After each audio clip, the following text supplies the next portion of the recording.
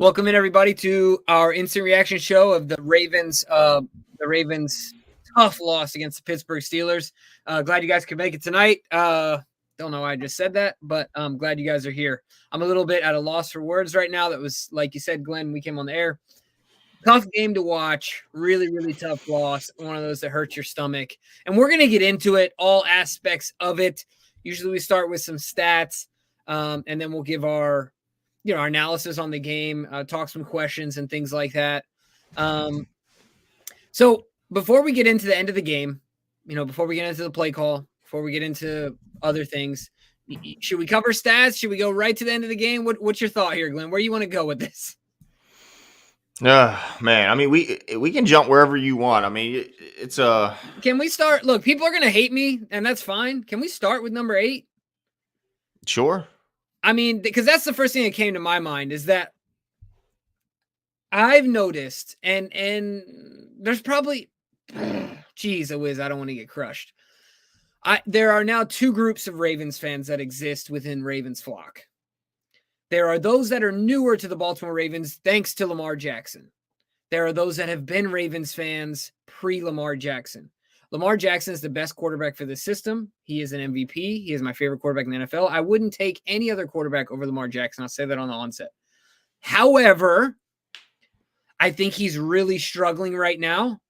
I think that he is not taking the easy stuff, except in the very first drive of the game, really. And I think a lot of the responsibility comes down to him. It's not that I don't like Lamar. I don't want it to be like a Lamar slander session because I appreciate everything he's done for the team, how much we win, like the positions that he puts us in. But I don't really want to, I'm not here right now for the narrative of Lamar Jackson's doing everything and he's carrying us and dragging this team along, because tonight wasn't a demonstration of that. And in fact, if you look at the offensive stats, it hasn't really been that way for 3-4 weeks now. But it's a complete game. Of course, you have special teams, you have defense, and in other ways we've been getting wins. So that's just one thing that I noticed tonight. I feel like Lamar is not playing well. I think the biggest thing for me, Glenn, I know you said something off air, so I'll let you say that, but the biggest thing that takeaway for me is Lamar is falling in love with the big play, where like last year there wasn't a ton of stuff pushing it downfield, but I know that he's able to improvise. And with that in mind, sometimes you just need to make the easy pass. Get the easy stuff out of the way, get the jitters out of the way, give what the defense takes you. But because he knows he can get out of pretty much any situation, I think he gets a little too much confidence back there, and he holds on to the ball a little bit too long. I don't know how many of those sacks you can blame on him. I know some of them were coverage sacks, but a decent amount of them, dude, you got to throw that away and live to play for another down. Mm-hmm. So a lot of those things were swirling through my mind. I'm not sure, even because we didn't get to talk about it. We turn on the camera if you disagree or agree. But that's one of the things that I felt coming out of this game. Yeah, I mean, I think that I think you were picking your words pretty carefully there, and I think that's because some people think that when you critique Lamar or you point out his shortcomings, that you're all of a sudden, a hater, you're not a fan. I mean, I think that's why you were doing that. But I think you were a little nice. I mean, today he played poorly. He played very, very bad. He missed a ton of throws. He held onto the ball way too long. Yeah, there was moments where the offensive line was horrible and they got through immediately. There was plenty of those too. But there was also moments where, I mean, there was one play where TJ Watt, came through. Lamar Jackson was able to make him miss. And then he just stood there again and allowed TJ to circle back and still get the sack when he should have been out of the.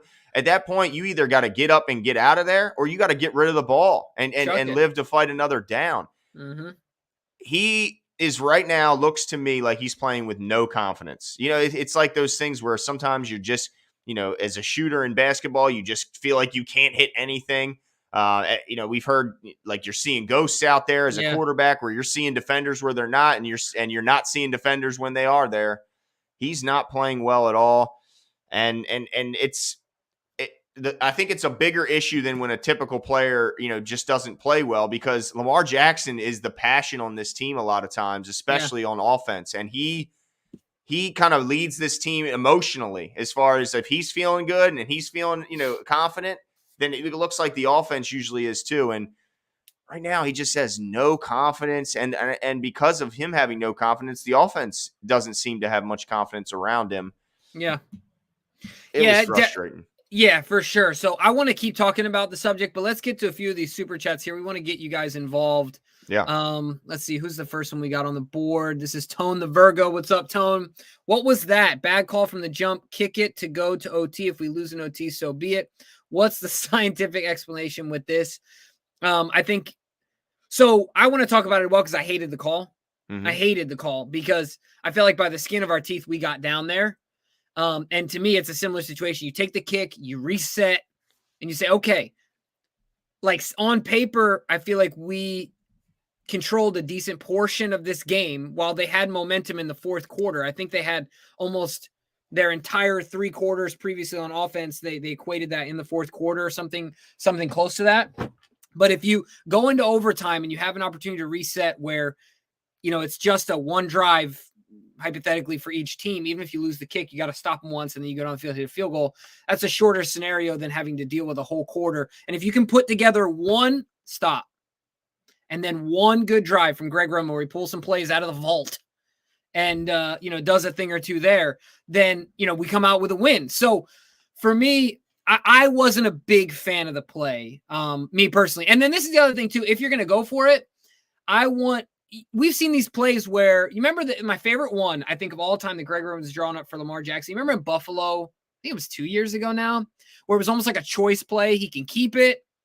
He could, I think, or he can throw it, and he ended up throwing it to Nick Boyle when the outside guy committed to him, and he's chucked it to Boyle. It was a really simple play in a similar scenario on the goal line. Like, I want to see some movement from Lamar laterally in that scenario if we're going to go for it. I didn't like that he was just standing still.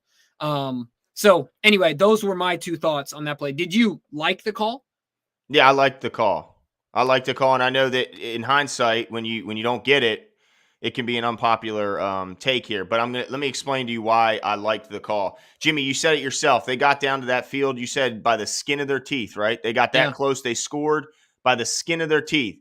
So with that being said, I can also assume that you don't have great confidence that they could do that again if they just did so on the skin of their teeth. You also mentioned that the Steelers had more yards in the fourth quarter than they had in the first 3 combined. Yeah, something like that. So here's what I see. I see a trend where the Steelers offense looks like it's not going to be stopped, and I still have very little confidence that the Ravens offense was going to be able to move the ball in overtime. So basically, you had a 2-yard play. You get 2 yards, you win the game. You don't get 2 yards, you lose the game.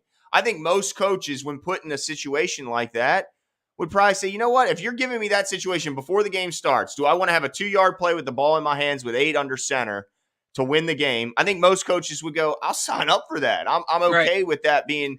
And what do you think of the play? Now, see, I didn't have a problem with the play because the play resulted in Mark Andrews being open. And if the ball is put on him, does he score? It got tipped, right? Was I mistaken, or was it didn't get tipped? It's just he was jumping in, and it caused him to have to throw it a little higher. But my whole thing is, look, and it's not unconventional for a team on the road when faced with an opportunity to either win it or go to overtime that they decide to try and win it in regulation or lose it in regulation, because typically the home team has a huge advantage. If you look at the history of overtimes in the NFL, the home team wins far more often than the away team. So I understand the call. Yeah, and I think you're making a lot of good points. Like, in my mind, it goes like this: like, how many times are you gonna play the tempt fate? You know what I'm saying? Like, and this is just me. There's no mathematical equation behind this. It's like, all right, we just beat the odds there. Like, let's just go back to 0. But we were riding the hot. I mean, look, you got to understand, they're tired. Now their defense is tired. Yeah, you're right. They just gotten a long drive on them. Let's take advantage of why they're not feeling, they're probably not playing with the most confidence right now. They're probably a little down the dumps, and they're a little bit tired. I don't mind the call at all. I think that, and ultimately the play design worked out as well. He was wide open. And how big is Mark Andrews? How big is that man's catch radius? Yeah. I mean, you had a pretty big window there. Now, I know that TJ screaming in there and jumping with his arms up impacted it, but I still don't mind the call. Bryson Thorne says, not only do you go for 2 on a game where you dominated on possession all game that benefits you in overtime, you call a pass right where TJ Watt is. Now, Yeah, but see, that's misleading because they were so incredibly dominant in the first half, but it completely flipped in the second half. They were not at and all specifically in the possession fourth dominant. quarter. Yes, The they fourth weren't quarter was possession trending dominant at completely in their all. direction. Yeah. Yeah, I mean, exactly. The defense was on a ton in the fourth quarter and was sucking air and getting banged up along the way with Bynes getting banged up. I don't agree with that at all. And I think that the play going at TJ Watt, look, you'd like a guy to be cutting TJ Watt to get him out, make sure he can't get his arms up. But that's not unconventional either to go at it, to throw at a guy's side. That way you can leave him unblocked. You ain't been blocking him all day anyway. Yeah.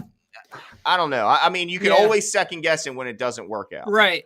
No, absolutely. That was a tough one for me because I just felt like, gosh dang it, let's just kick it and take a breath. I felt like everyone just needed an emotional lap there, right? Like just like, you know what I mean, before we get into the next one. So I totally understand your point though. As well. See, Joseph Eckert says the Ravens defense should be really mad. They give up 20 points and still lost. That's fair-ish. This is my frustration with the defense is that it's the same issues that always happen. There's always a miscommunication in the back end. And like literally everyone talks about the what do they call it? The route, the route path.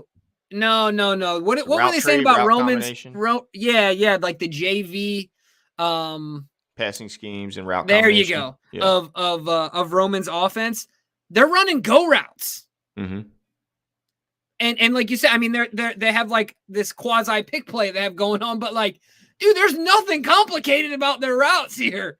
I mean, I feel like you and I, while we wouldn't be able to keep up, we could communicate with each other well enough to say, okay, when this guy crosses this guy, you go with him and I'll go with him. Like, or we're going to fight through it. Like, it was clear they were both on opposite pages. One thought they were handing off, the other thought they were fighting through. Yeah. Happens every game. And you can't have that. And what I disliked the most is that the guys it happened with. Look, this isn't like it was the guy Jackson they've just signed to the practice squad and elevated for the game.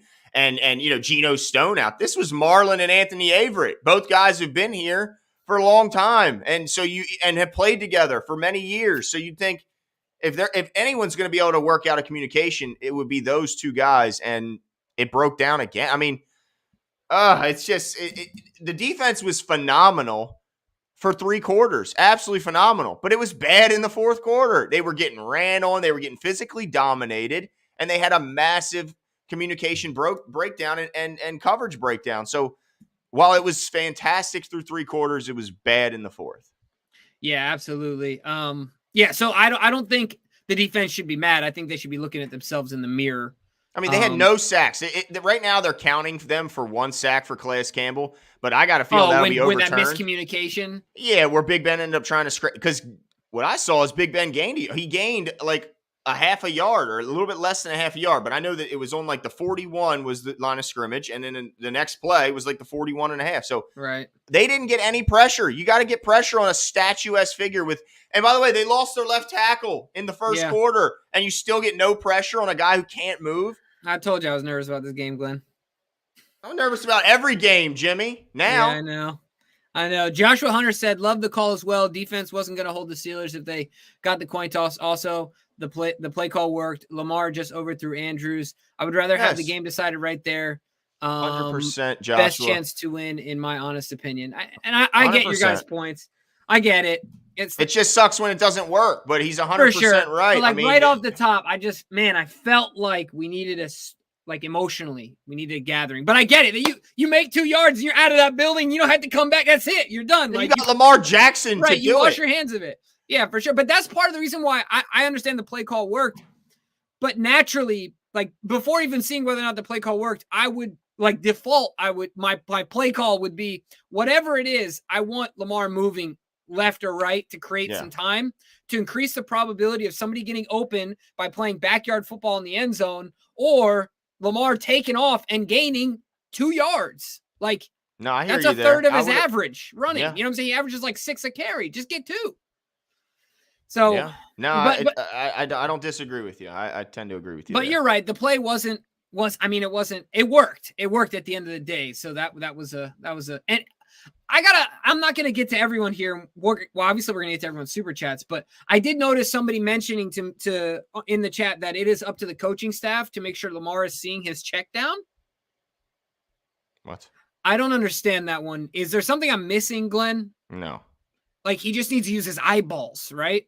Yeah, I mean, you can't tell me that speak he's to not him in coached. the helmet, like. And it's not just the check; it's the hot. I mean, if you know you have no time, every play has a hot route or a hot receiver that you go to when a guy's coming free. If they're blitzing more than you're blocking, if somebody missed an assignment, you got to recognize who's your hot receiver and you got to deliver the ball. That's I'm sure preached constantly, and the headsets are turned off with seconds before the play call, the play clock.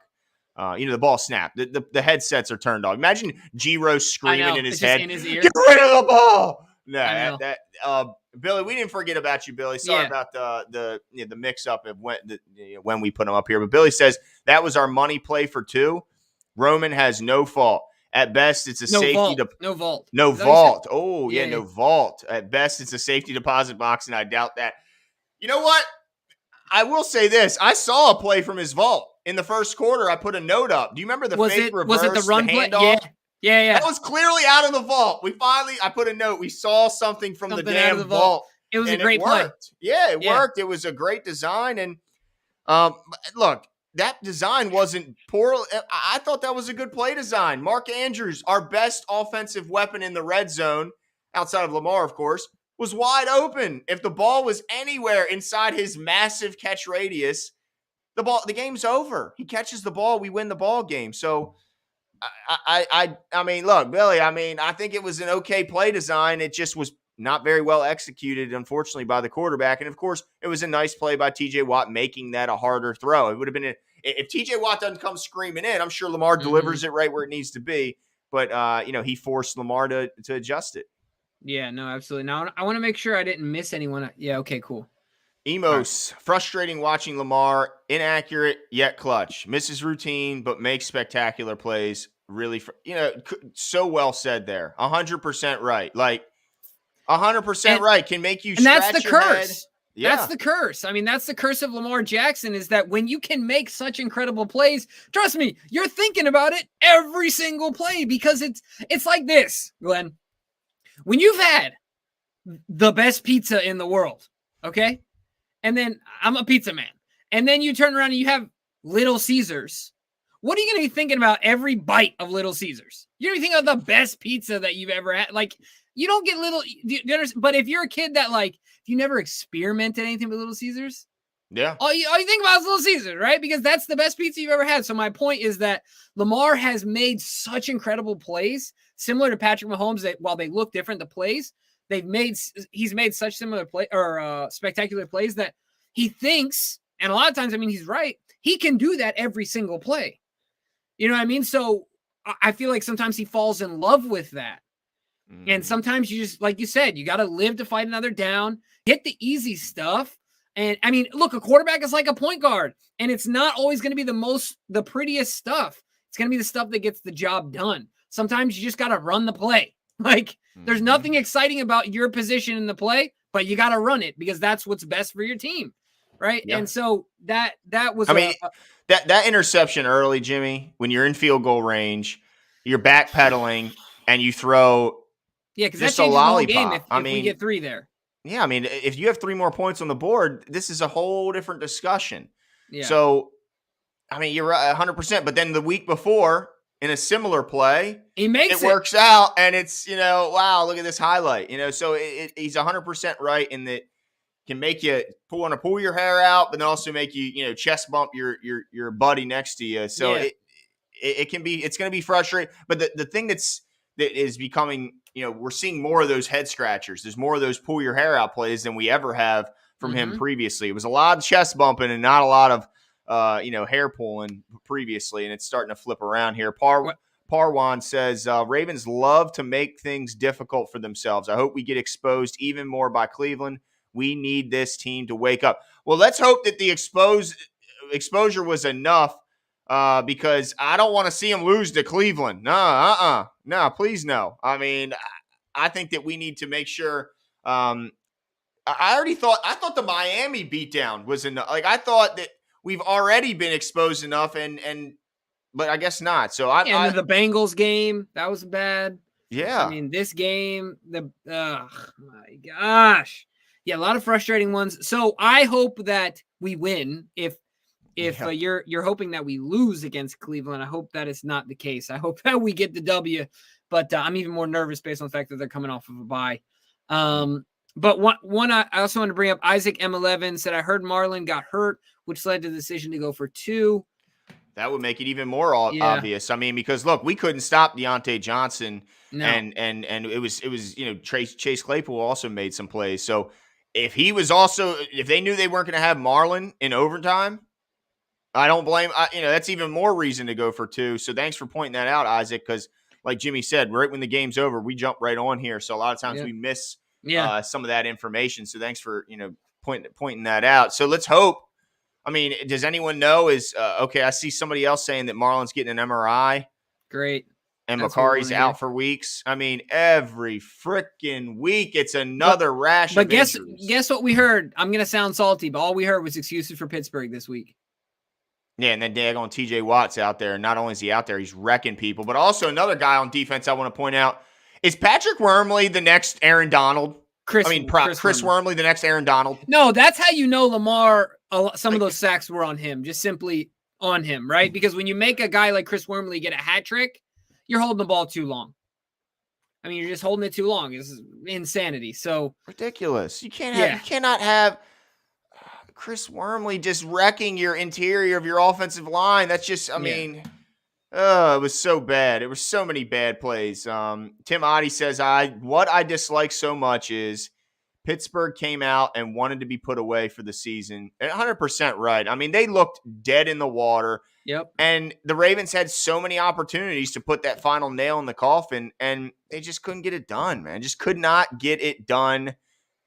It's so frustrating. I mean, Marlon had a ball bounce off his hands that would have been an interception at some point in the middle of the game. We had penalties that just bit us in the keister time and time again. We had Mark Andrews drop a ball on 2nd and 11 that was right in his stomach. One. And then, we end up punting on that. Who knows what happens if he catches that ball? It was just, countless mistakes that just led to the Steelers feeling like they were still in the game. And then, boom, they catch rhythm. They get into some, and then they just can't be stopped. And the Ravens never found that rhythm. I guess you could say they did on that very final drive, but 100% right, man. Frustrating. Pittsburgh wanted to be done, and now they have renewed life. Z the Beast says on Lamar Jackson, put the ball in his hands and he didn't deliver. Does it make better that Andrews tried to one hand everything? No. Missed easy throws. Okay. I think you're saying, like, does it make it any better? No. Yeah, I mean, you're right. I mean, when you put it in those, when you contextualize it that way, we need 2 yards to win the game. Lamar Jackson's under center. And you're going to 89, right? Like, you feel good about that, knowing, now that you're looking in hindsight, you're going to 89. So, yeah, I mean, we shot ourselves in the foot a lot tonight. I think Lamar Jackson needs to take this one on the chin, and we need to figure out how to get him more confident. And look, I also think an easy way to get Lamar Jackson confident is, and that's why I don't know, Glenn, if it's a lack of confidence as much as it is just throwing, falling in love with the deep play and the big play, not always the deep play, but the splash play, because, I mean, I don't think he'd be chucking it down there. I don't think he'd be doing some of the things he's doing if he wasn't, confident enough to do so. But I also think that if confidence is an issue, I mean, there's an easy solution to that. It's like pitch and catch. But Jim, I know what you're saying, that that maybe I guess you're saying he's holding the ball because he's trying to get the deep play. Because he's got confidence he can get it done, whether it's a deep play or whether it's a to me, it's not that, Jimmy. I think I don't think he's overly confident he can get every play. I think he's lacking confidence, and therefore he's not trying to put the ball in windows that maybe he looks at and goes, there's not wide open. He might be open in NFL terms. He's hesitating is what you're saying, because of lack of confidence. Yeah, I think it's a lack of confidence right now. We need to somehow get this guy feeling, because I think in years past, he's trying to get into these windows. I mean, remember, wasn't there a stat, Jimmy, that you mentioned, I think it was last year, where Lamar Jackson threw and completed balls into more tight windows than like any other quarterback with the least amount of separation from his receiving Yeah. core. Yeah. So I think in years past he had so much confidence he would just zing them in there and whatever happens. I think this year he's waiting for guys to get wide open before he has enough confidence to let it go, or he just decides, you know what, I'm going to let it go, and then that's when he's seeing ghosts or he's missing people. I think it's more of a lack of confidence than just trying to hit the big play. Tone the Virgo says at least one Harbaugh brother won over the weekend. Congrats to Michigan. Yeah, man. Shout out to Jim Harbaugh. Not just over the weekend when they beat Iowa in the Big Ten championship, but also knocking off Ohio State. Finally, Jim getting the job done. And right now, I think they should be the number one team. I think I saw the rankings did come out. I don't think that they were number one though. But either way, they're in the college football playoff, and I'll be excited to see what they got. But yeah, I would like to see both the Harbaugh brothers get. Well, shout out to the Utes who made it. Yeah, man. Were you watching that game? I mean, I was watching vicariously through my friend. It was a blowout, dude. Yeah, no, I mean, I turned it on and saw the score, turned it off, turned it back on, see the score, and just watch a little bit like intermittently.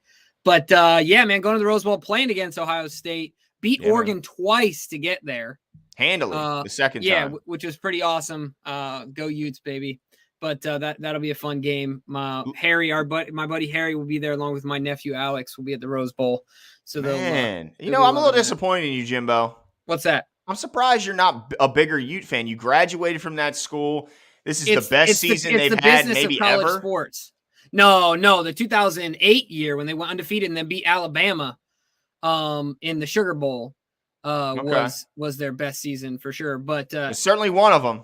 Yeah, definitely one of them. But the Rose Bowl, right? I mean, yeah, it's the business of college sports that I hate, Glenn. And that's another topic for another day. But yeah, it just sours me on it. I hear you. Maybe Laura we can get Lincoln Riley in as the OC. We could pay off his houses and just give him $1 million over market for everything. Give him a private jet. I mean, holy smoke! Who would want to go to the NFL when you see what a college coach's getting right now? Yeah, I may never know, but Laura says, so yes, Lamar's inconsistent more than ever. Not sure about that, and what we have to go play Green Bay. I'm concerned. I mean, there's a lot. There's no easy ones left. I mean, they're all tough matchups from here on out. And so, man, you'd have liked to see him get this one. It's just tough because it just looked like they were going to be in store for kind of a relaxing game in the beginning. And boy, did it flip. And yeah, I mean, they're going to have to win some of these games that they might not be favored in, which is kind of, it's kind of surprising to see. Would you be shocked to see the Ravens home underdogs against Green Bay and maybe even LA? No way. I mean, I would be surprised if they weren't. What? Well, I mean, because they're at home and it's a tough travel, especially for LA. And you're still talking about a team that going into this week was the number one seed in the AFC, and now you're talking about them being underdogs at home. But yeah, I mean, it's going to be a tough stretch, man. It's going to be a tough stretch. Do you think that there are any guys? I think I already know the answer to this, but do you think that there are any guys? The reason I'm asking this, before I ask this question, I was sitting down and I was talking to my wife about the players that we have out this season, just reminding her of all the players that we're missing. You know, imagine she was talking about Latavius Murray. She's like, I don't think he's that good. I mean, he's good, but he's not Gus, right? And like, man, imagine if we had Gus. And then imagine if we had JK. And then imagine if we had, and I just started going down the list, right? Do you think that there are any players, because then you start looking at next year, and you're like, oh boy, right? Like the offensive line can come back healthy, have another year together. Ben Cleveland gets it together. Like all these things start to come together. Is there any guys that are like, whew, all right, let's just get through the season. Like, do you think that there's any of that? You think that everybody, I realize we're still like, top in our division or in our division and stuff like that. But there are guys that are starting to see how, starting to think that it is insurmountable, the number of injuries that are starting to stack up and just saying, this is a tough one with all these injuries, man. Maybe some of the young guys. Yeah, I could see maybe a young guy thinking that, especially if he's not getting a ton of clock and say maybe next year I might be able to. This guy's getting older.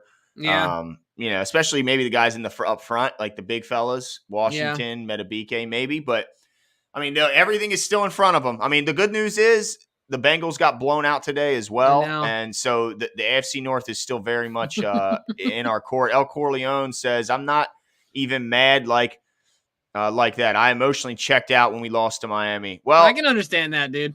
but I'm not. I'm calling. I don't think he's sitting here talking Ravens. He's sitting here. I think you're still riding with this El Corleone, and if that's the mechanism you need to do to get through it, hey, I get it, because I'll say the same thing. I got no confidence going in that last drive. I said we're not doing nothing. Yep, Let's just you're just get trying this to tell over yourself. with. Yep. Yeah, I'm playing reverse psychology against my own brain. Yeah. And then when they start to get something going, of course, I'm right back up. And you open both eyes and you're like, I'm going to look, act like you care again. Exactly.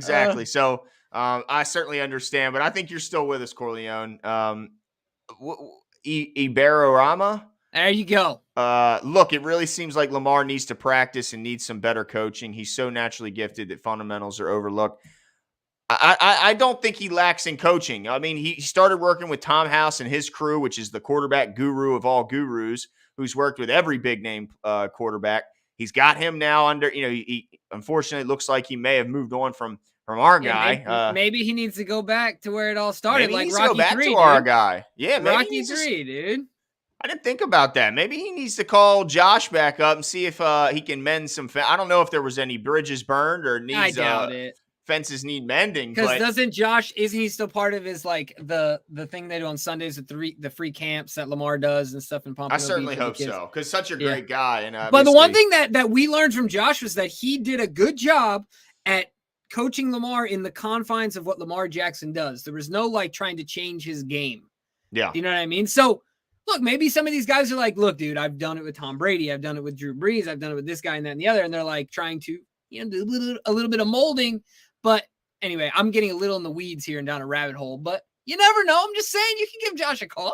I mean, it's hard to argue with the results. I mean, he's definitely having his worst season, and this is his first season without the tutelage of Mr. Joshua Harris. Coast Boy T says, I just hope Lamar makes it to the offseason healthy with all the punishment he's taken so far. Certainly getting more carries than I think all of us were assuming preseason. We all said that his number of carries would go down. Although when I look at it again, he only had 8 carries, which isn't high for him when you consider, I think last week he had 17. So it's less than half he had last week. He did have that bit of an ankle roll when he stepped on the first down marker after he was pushed out of bounds, but seemed to shake that off and get back out there and didn't seem any worse for the wear. But yeah, he's definitely taken some beatings. Maybe what he's referring to is inside the pocket. Certainly taking more sacks than ever this year. 7 today. And that's where I worry most about his hits, is in the pocket, more so than I do when he's on the outside dealing with guys in the secondary. I'm more nervous when he's taking on the 280, 300-pounders where he may not see them coming and they could roll up on him. So, hope he does too, because we need a healthy offseason for Lamar Jackson. We need a healthy offseason for a lot of guys, but I think Lamar Jackson would benefit from a healthy offseason, continue to work on his fundamentals, continue to improve his own game because, next year's a big year. If we don't see a contract mid-season, next year is certainly a big year for Lamar in this offense. Yeah, it's going to be really, really interesting because obviously you want to sign Lamar Jackson long-term. Right? I mean, obviously. But everything is in flux and they're trying to keep their team as competitive as they can. So how do they come to that agreement without, just giving him a blank check? And I'm not saying you don't, guys. Like, Lamar Jackson's worth every dollar and always will be. If it weren't a capped league, if this were a true open market, like the country is a free market, shoot, he would command way more money.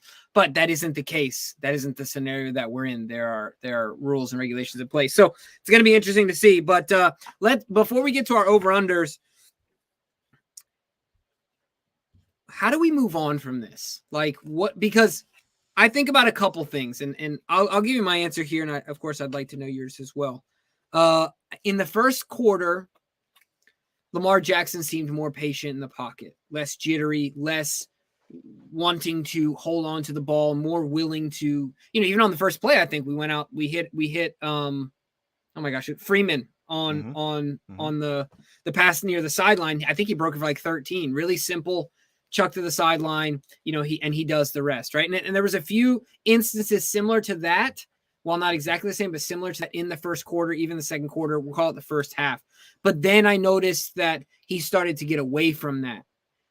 And so to me, if there's one thing we can do offensively, it's find a way to keep that mindset in the play call and both, managing Lamar consistent.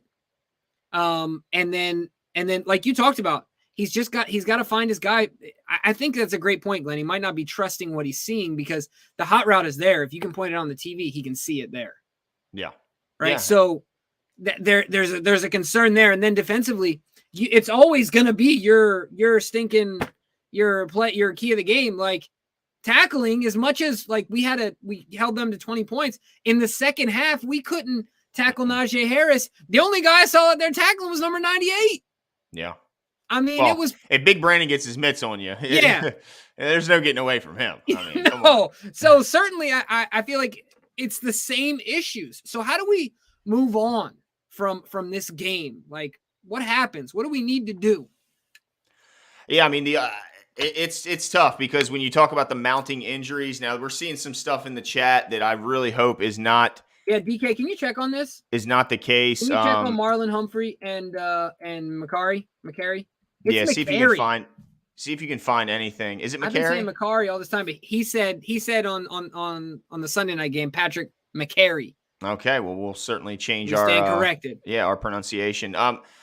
What's tough is how do you get better when you're constantly bringing in new guys, right? I mean that's the challenging part, and the guys you're bringing in, let's be honest, is clearly not to the level of the guys you're losing. You're bringing in guys who are, much worse. So it's really tough. I'll say this: offensively, there's a lot less excuses offensively right now than there are defensively right now, because defensively they're just so beat up in the secondary. They're so beat up now that it's like, how do you really go to Wink and go, man, you better get these communication issues fixed next week, because next week you could have a whole new cast and crew in his secondary. Now you can certainly go to him and fault him for the communication up to this point, but going forward, I don't know who's going to be on the field, so it's hard to really know how they can fix it. Now, offensively, McCary being out, that's a bummer, because Tyree Phillips, I mean, we saw what he was out there today. Now he was going up against a premier, maybe the best pass rusher. He'll likely be out for a while, and his head. Oh, son of a gun! Oh my goodness! So what are they thinking? Maybe a torn biceps, a pec. Oh my goodness! This can't be, Jimbo. I mean, he was our rock on the defensive side. Marlon was. It's like, at least we got Marlon. Thank goodness we still got Marlon. Well, guys, is there any question as to why the Ravens went for two then now? I mean, who'd you want out there? Who'd you think would stop Deontay Johnson now? You got confidence that Jimmy Smith and Anthony Averett? I mean, man. That's so tough, man. At any point, do we no, we don't pack it in at any point? No, of course you don't pack it in, because look, every team is banged up, and every team is battling through their fair share. Now, I don't know if there's many that are this banged. Get rid of. Shout out to Amanda, by the way. I'm happy to see you in the chat. But we can't get rid of Averett now. We need him past the trade deadline, and he's our number one corner right now. Exactly, and then on top of that, that means you got no one back there. I mean, look, I'm bummed out that I get bummed out when I see him playing poorly, but right now he's our number one corner. I mean, that's scary to see, and man, it's like, how do you move on when you continually lose your best guys on both sides of the ball? This time it's defense. Oh my goodness, it's crazy. I mean, how do you man, I don't know what to say. I mean, I can tell you this. I know Browns fans are really happy watching this game. Yep. Tavon Nelson says, we're in trouble. Offensively, we're struggling. Usual miscommunication play on defense that led to a touchdown. Big Ben's last hurrah at home. Felt this L coming. Well, I certainly didn't see this L coming in the first quarter, Jimbo. Yeah. Yeah, I'm really trying hard not to sound salty, but I couldn't have hated Ben Roethlisberger any more than I did today. I mean, not a moment in my life do I remember hating him more than today. Not a moment? Not a moment. Not a one. But I'm Trying not to be salty. Ah, man, this is Billy a tough Seal one. still kicking. I'm still kicking. Look, you and me both. I'm sure Glenn included, and DK is. It just sucks because we're such diehards and we're so emotionally attached to this team that, I mean, like, I'm not going to be watching Get Up tomorrow morning. I'm going to avoid it because I'm going to hear all the criticisms, and most of them are going to be 100% right, and that's going to bum me out because it's like, it's just tough because I ride and die with them, and right now, we're not riding. Yeah, we ain't riding. No. All right, DK, what do we got here? Let's get into our over-unders. Because we know you guys come enjoy the competition every week. It's growing every week, which is exciting. More and more participants. I think we're in the hundreds in participants, somewhere around there somewhere. But I think you guys will be interested to see who the winner was this week. We got a second-time winner. Really? Yeah. So I think this is the second person that is a second-time winner. Like I said, DK, they're coming for you.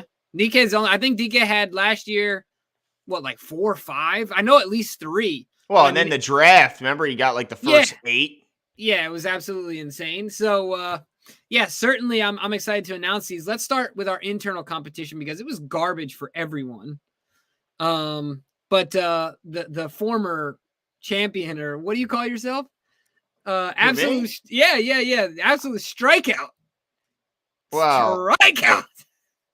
Look, here's the thing. Let's not act like you two necessarily lit up the scoreboard here, okay? I got a field goal at the last minute, okay? I got a field goal at the last minute to avoid this. We're all getting fired if we're field goal kickers, Jimbo. Let's be honest. I'm going to hang my hat on picking Devontae Freeman as the offensive breakout player of the game. I'm going to hang my hat on that one and take that one home because I picked him. And he had a game. I'll give you that. And Marlon damn near had a good game. Oh, my God. Held on to that pick and not torn his bicep or dude, can Chuck just act like he knows how to catch a football? It's like when he sees it, it's like you said, hot potato, and he like throws it on the ground as soon as it touches his body. He's like, oh, yeah, I'm not supposed to touch a football. No. Like, yeah. I mean, look, I'll be back, boys. I'll be back. All right, DK, what do you got for us? Let's see. Oh, DK. No. Let's see the graphic. The internal competition here. Oh, you updated the numbers? Oh, yeah, he did. Oh, dude, we're dying right now. We're getting destroyed. We're getting absolutely just destroyed by DK. I mean, and the music always adds a little more insult to injury. Man, I'm not looking too good at the bottom. I mean, and my picture sucks. This is a combination of so many things. Well, at least you gave me a reason to smile, though. All right, enough with the in-show competition. Let's get to who won out of the most important competition. That is the fans. Oh, my God. And let's quickly run through the over-under results before we announce the winner. Yeah. So the first over-under that we decided to set this week was, of course, rushing attempts by the running back. Set it at 21.5. And I'm so mad at myself because remember, I had under here, and I changed it to over. You did. Because of me. I got to go by my own instincts. My problem with my first mistake, I listened to you, and I'll never do that again. Ever. Yeah, never do that again. About anything. Throw a temper tantrum. All right, so we were all wrong on that. It was, in fact, 17 rushes by the running back, so we were all incorrect there. The next one we set, passing yard differential plus 19.5 yards. That was a close one.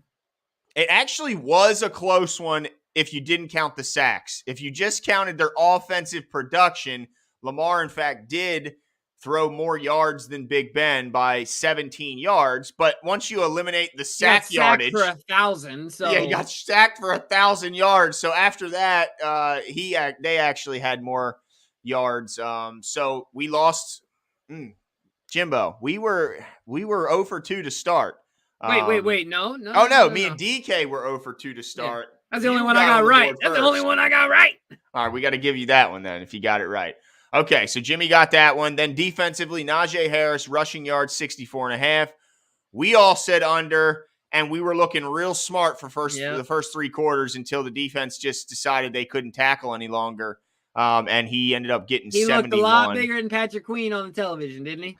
I tell you what, on the first quarter, he was moving some Patrick Queen on a run, Yeah. and Patrick Queen was screaming for help. Yeah. He looked a Yeah. lot bigger than him. He did. He certainly looked DK, more powerful in that play. I think Patrick Queen weighed himself with his drawers full of pennies. I think he rated himself in full pads. Full pads, like just wet clothes. Yeah. You know. All right, and then turnover differential. This is where DK got his one win. I thought we'd be over. Me too. Once again, losing the turnover battle every week. I mean, look, you can't continuously lose the turnover battle and just expect to win games. Yeah. They damn near did, but now ultimately that 3 points that was taken off the board by the interception could have been the difference in the game. So, yeah, disappointing. All right, so I got 0 for 4, skunked. Jimmy and DK 1 for 4. And then, of course, our total score, which is our first tiebreaker. DK, you were the closest, right? I mean, 2017, the game ends 2019. Is that correct? Yeah. So, yeah, DK was the closest there. So that's how he became the champion over you, Jimmy, you both tied. Slim victory there, DK. Yeah, you actually had the highest score. Yes, victory nonetheless. And then total yards. Let's see who was closest there. 326 was the total. And let's see. So DK wants it. I don't like this. I don't like this one bit. DK just swept up both of them. All right, who won the fan competition? Let's get to it. Yeah, absolutely. This is what's exciting. We have a 2-time champion, 3-time in a single household, if I'm not mistaken. David Cutsale wins again. Dave, you won it. Congrats. Now, Dave, since you've won already, we can send you a $25 gift card via Amazon if you would like that instead of another t-shirt. If you want another t-shirt, we'd love for you to have one, but we get it. So if you want an Amazon gift card, DM us on Facebook, Instagram, or Twitter. Let us know which option you would prefer. We'll either send you a shirt or we'll send you a gift card electronically. The only thing we will need for the gift card is your email. So whatever you want to do there, Dave, is fine. But congratulations. 3 times in a single household, 2 times by a single person. Impressive. They're lapping the competition, guys. I think they're putting their minds together. And you know what they say? 2 minds are better than 1, Jimbo. That's true. That's true. Absolutely. That's great math. I did that I don't even have a calculator. Right there, right on top of your head. Right off the top of my head. YPC Dro says, watch how Harbaugh makes the dumbest trade with one of our best players to save his job. We're going to give up too much for too little or too much for nothing. I'm not sure when this trade you might be predicting, but it would have to, at the very earliest, be in the offseason after the new year, which is Eric, the buck months stops away. with Eric. Yeah, and that's months away. And yeah, Harbaugh does not make any trades. Yeah, the buck that's stops Eric DaCosta, and I'm sure he gets input from John Harbaugh. But sure, Eric DaCosta is the final call, and doesn't need the sign of approval from John Harbaugh to make any moves in the roster.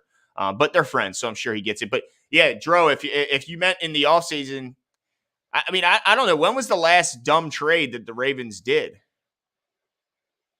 Yeah, I mean, looking back, even the Orlando Brown one has worked out handsomely for us. Odafe Owe is looking like an absolute monster.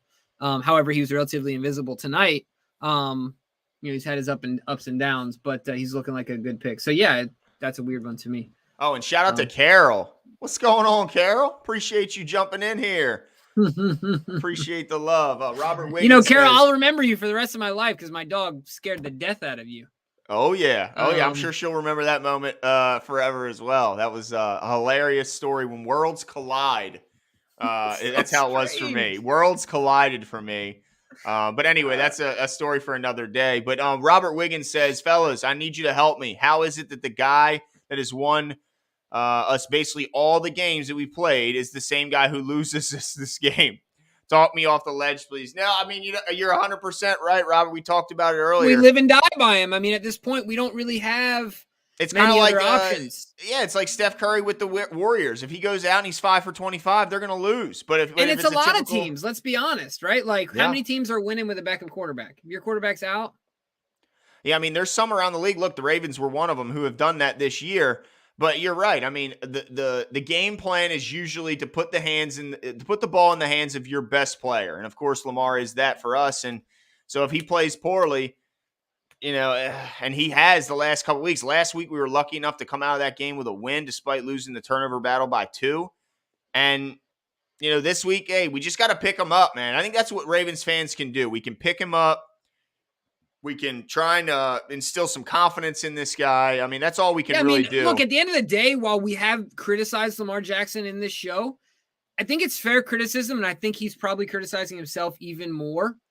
But at the same time, we ride with Lamar Jackson. Like, I would much rather have Lamar Jackson than, and I'll say this openly, and people in the Ravens flock probably disagree with me. I'd rather have Lamar Jackson over any other quarterback in the NFL. And it's probably because I'm a homer, but I also think it's because he's, to me, the most immensely talented singular person in the NFL that makes the biggest impact on a football team. Mm-hmm. And I think he stands alone in the category. He's just not playing right. well. And it is what it is, and he'll mention that. And obviously it's a team game. There's other things that went on in this game. But I think that, yeah, you're absolutely right, Glenn. All we can do is pump him up, give him confidence. That's it. And support our guys. I mean, this is what fans are for. They're not here to just cheer when times are good. They're also here to pick the team up when times are bad. And so I think that's kind of what we can do here is to just try and pick the guy up, and that's all we can do. I mean, what else can you do? You want to criticize him and boo him? You think that's really going to help him? There's no one. We got harder. A lot of people in the chat tonight. Did you see Harry in the chat tonight? Harry, good. Appreciate you. Yeah, my bad, man. I didn't mean to cut you off. No, I mean, there. I just know that there's no one harder on Lamar Jackson than Lamar Jackson himself. Yeah. So we don't need to bash him. Now we're going to point out when he doesn't play well, and I don't think he's above criticism. But I don't think we need to bash him because I don't think that helps him any. I think what it would help him is, hey, we love you, we support you. Still going to be cheering for you every single game, and we know that more often than not, Lamar's going to deliver for us. But today was not that day. Now, I do want to say one thing. This is the important thing to keep in mind is that outside of everything we just mentioned, the stuff that's incredibly hard to do that other people can't do, Lamar Jackson can do. The stuff that he needs correct is easily correctable. In like we talked about on the jump from the jump, finding the hot route, right? Trusting his eyes, making the easy pass, getting some momentum. Like those things are things that any quarterback in the NFL can do. Tony Romo can still do it coming down from the booth, right? So like it's just little things like that. It's not learning how to, do all the incredible things that Lamar Jackson already does, right? Like they're, in my opinion, relatively basic things that he just has to do a brush up on. Does that make sense? Yeah. Like, I think that gives me confidence in knowing that there are things that he can do that you just can't teach, right? Yeah. And so it's just about honing in on the things that are basic, right? Yeah, no doubt. I mean, and we've seen, it's not like we haven't seen this guy do these things. I mean, he's had plenty of times where he's shown over and over where he always makes the right call, always makes the big play. So he's just not having it right now. And, it's a combination of a lot of things. It's hard to do so when you don't have confidence in your offensive line. Now, there were times tonight where they looked absolutely horrible. There were also times tonight where they looked good. And usually those times were actually, did you see on occasion in big moments, early, not late, TJ Watt was dropping into coverage? Yeah. I was like, what the hell are the Steelers doing? I would never drop TJ Watt in coverage under any circumstance. They dropped him in coverage. And usually when they did that, the Ravens had success. I mean, the offensive line played poorly, but it also at moments played well. But the problem is when you have no confidence that they're going to do that, you're almost surprised when you don't have a guy in your face. So I get why it's just a combination of a lot of things. But there's just no doubt that Lamar Jackson deserves blame as well. Yeah, absolutely. And it goes all around. Like one of the things I wanted to ask you is what was the sense in not using any timeouts earlier in the game when they had the ball? What's that? Like outside of the 2-minute warning. Yeah. Right? They didn't use any timeouts until underneath the 2-minute warning. In the down the stretch, you mean? Yeah, when we were still playing defense. Yeah, because I think what it was is they still had an opportunity to get a first down. If you remember on that play, the Steelers had they could have gotten a first down at the 9-yard line. Okay. So and I'm glad you said something because I wanted to bring this up. Do you think that Chuck Clark intentionally went off sides there at the end? Because think about it. They had a 2nd and 2, I believe it was, from the 11. Chuck Clark blatantly jumps off sides, then makes a half-ass attempt to try and act like he's going back. and the clock was stopped. So there's no 10 set. There's no, and there's no clock issues like that. It gives them an automatic first down, but it now stops them from the ability to get a new first down, and the clock remains stopped. Now their 3 timeouts can all be used in a guaranteed only 4 down opportunity, whereas before they could have used 2 downs to get a first down and then had another 3 downs before they were forced to kick. I almost think that was a strategy, and it was an intentional offsides. Well, then the coaches outsmarted all of us, or just Chuck Clark did it on his own. Yeah, I mean, because if you I don't think he did it on his own, because they flashed to John. It was my wheels were immediately spinning, and they flashed to John. And I know this is kind of a goofy way of saying, but I've seen a lot of John Harbaugh, and it almost looked like he had this look on his face, like he didn't look mad at all about Chuck Clark getting it offsides. He almost had this, like, yeah, I know we just did something that's like we just kind of. Well, and John's always doing that. I mean, he's always finding as many loopholes as he can, or like any strategic advantage you can have, might as well take advantage of it, right? So I mean, I wouldn't put it past him. That's for sure. So that's what they were saving him for, because then they knew you only had 3 plays and we could use our timeouts and get the ball back with a lot of time left. Gotcha. Tone the Virgo says TJ Watt is Garrett again. The guys, the Smith guys in Green Bay, Aaron Donald and Von Miller are left on our schedule. How do you think we adjust? Oh my goodness, I don't know what the hell they're gonna do. I mean, I'm terrified. The only thing I'll say is McCary's looks to be, if you see anything about that DK as well, let us know. But McCary looks like he's injured again. Phillips is out there. Now, I'll say it's not getting any better. As good as Von Miller was and still is, he's not right now what TJ Watt and Myles Garrett are. I mean, TJ Watt and Myles Garrett are the 2 best outside edge rushers. No doubt about it right now. Just no question about it. They are the best from the edge right now. Now, Aaron Donald's still the best from the inside. And the fact that Chris Wormley went absolutely bonkers from a very similar position we're going to be seeing Aaron Donald line up, he's scaring the hell out of me. Yeah.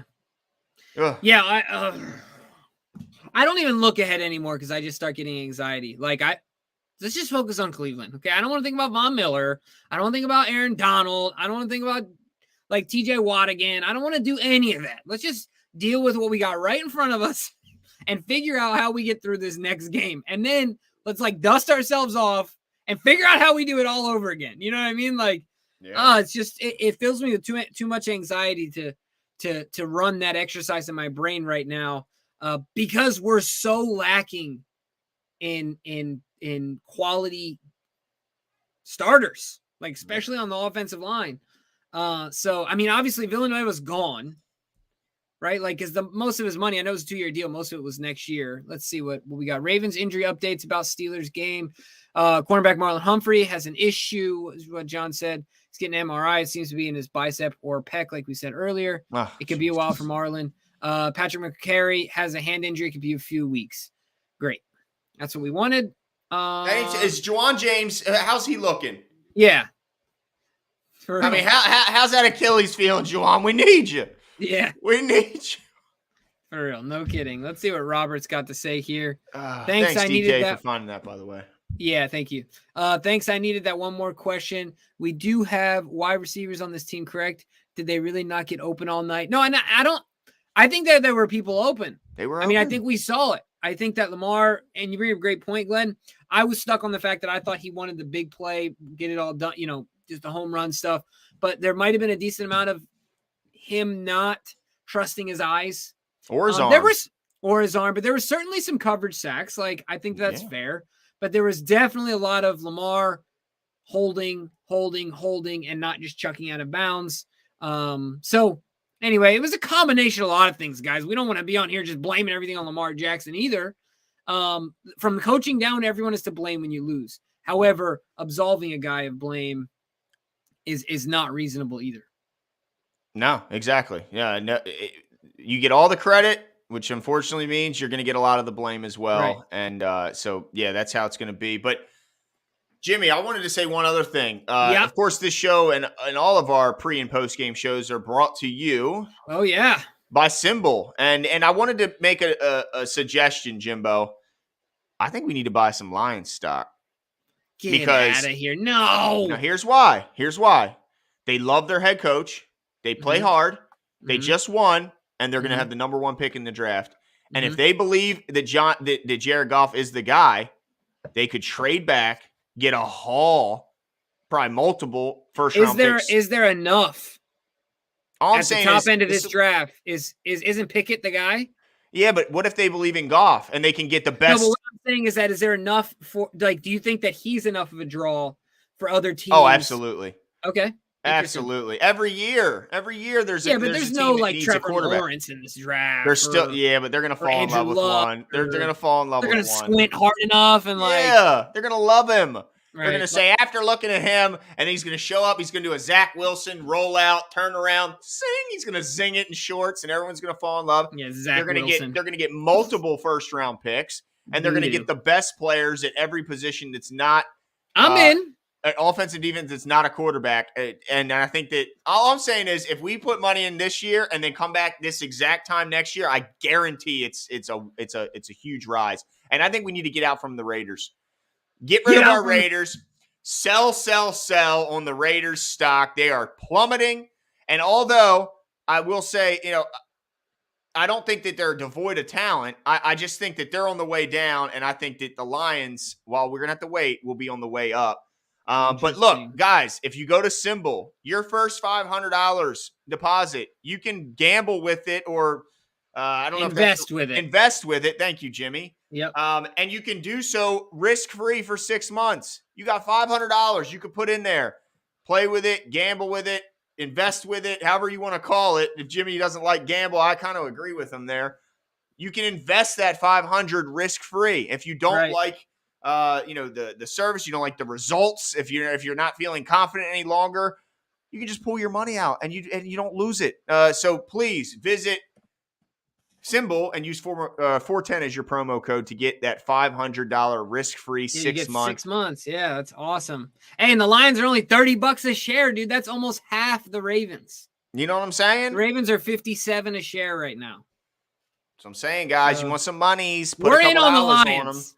I like it. Tavon Nelson says, peeking ahead a bit with how bad the secondary has been. How do you see Peters coming back? Or do you see Peters coming back? I hope to find a way. Also, is the 1 seed still on the table?